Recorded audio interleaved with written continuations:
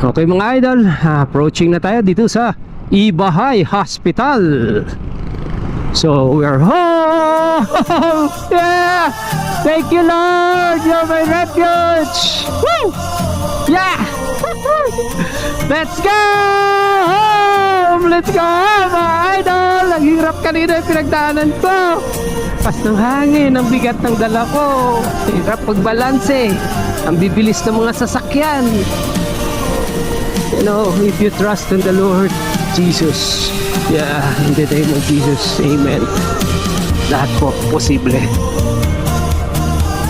Grabing hirap, grabing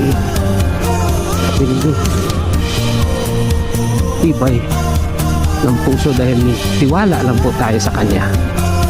Nandito na tayo.